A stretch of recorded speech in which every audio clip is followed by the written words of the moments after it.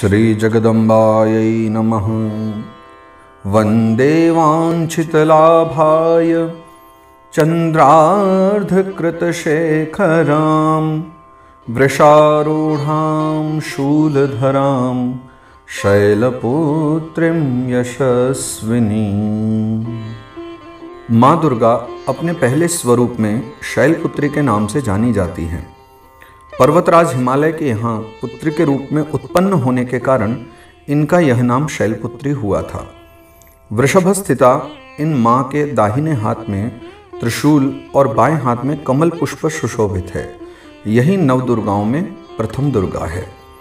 अपने पूर्व जन्म में ये प्रजापति दक्ष की कन्या के रूप में उत्पन्न हुई थी, तब इनका नाम सती था। इनका विवाह भगवान शंकर जी से हुआ था। एक बार प्रजापति दक्ष ने एक बहुत बड़ा यज्ञ किया। इसमें उन्होंने सारे देवताओं को अपना अपना यज्ञ भाग प्राप्त करने के लिए निमंत्रित किया था, किंतु शंकर जी को उन्होंने इस यज्ञ में निमंत्रित नहीं किया। सती ने जब सुना कि हमारे पिता एक अत्यंत विशाल यज्ञ का अनुष्ठान कर रहे हैं, तब वहां जाने के लिए उनका मन बहुत विकल हो उठा। अपनी यह इच्छा उन्होंने शंकर जी को बताई। सारी बातों पर विचार करने के बाद उन्होंने कहा, प्रजापति दक्ष किसी कारणवश हमसे रुष्ट हैं। अपने यज्ञ में उन्होंने सारे देवताओं को निमंत्रित किया है, उनके यज्ञ भाग भी उन्हें समर्पित किए हैं, किंतु हमें जानबूझकर नहीं बुलाया है, कोई सूचना तक भी नहीं भेजी है। ऐसी स्थिति में आपका वहां जाना किसी प्रकार भी श्रेयस्कर नहीं होगा। शंकर जी के इस उपदेश से सती का प्रबोध नहीं हुआ। पिता का यज्ञ देखने और वहां जाकर माता और बहनों से मिलने की उनकी व्यग्रता किसी भी प्रकार कम नहीं हो सकी। उनका प्रबल आग्रह देखकर भगवान शंकर जी ने उन्हें वहां जाने की अनुमति दे दी।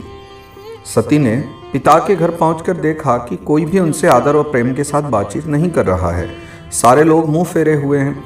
केवल उनकी माता ने उन्हें स्नेह से गले लगाया। बहनों की बातों में व्यंग और उपहास के भाव भरे हुए थे। परिजनों के इस व्यवहार से उनके मन को बहुत क्लेश हुआ। उन्होंने यह भी देखा कि वहां चतुर्दिक भगवान शंकर जी के प्रति तिरस्कार का भाव भरा हुआ है। दक्ष ने उनके प्रति कुछ अपमानजनक वचन भी कहे।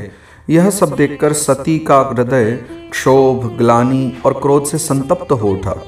उन्होंने विचार किया, भगवान शंकर जी की बात न मान यहाँ आकर मैंने बहुत बड़ा अपराध किया है। वह अपने पति भगवान शंकर के इस अपमान को सह न सकी। उन्होंने अपने उस रूप को तत्क्षण वहीं योगाग्नि द्वारा जलाकर भस्म कर दिया। वज्रपात के समान इस दारुण दुख घटना को सुनकर शंकर जी ने क्रुद्ध हो अपने गणों को भेजकर दक्ष के उस यज्ञ का पूर्णतः विध्वंस करा दिया। सती ने योगाग्नि द्वारा अपने शरीर को भस्म कर अगले जन्म में शैलराज हिमालय की पुत्री के रूप में जन्म लिया। इस बार वह शैलपुत्री नाम से विख्यात हुई। पार्वती, हेमवती भी उन्हीं के नाम हैं। उपनिषद की एक कथा के अनुसार इन्हीं ने हेमवती स्वरूप से देवताओं का गर्भभंजन भी किया था। शैलपुत्री देवी का विवाह भी शंकर जी से ही हुआ है। पूर्व जन्म की भांति इस जन्म में भी वह शिव जी की अर्धांगिनी बनी। नवदुर्गाओं में प्रथम शैलपुत्री दुर्गा का महत्व और शक्तियां अनंत हैं। नवरात्र पूजन में प्रथम दिवस इन्हीं की पूजा और उपासना की जाती है। इस प्रथम दिन की उपासना में योगी अपने मन को मूलाधार चक्र में स्थित करते हैं और यहीं से उनकी योग साधना का आरंभ होता है।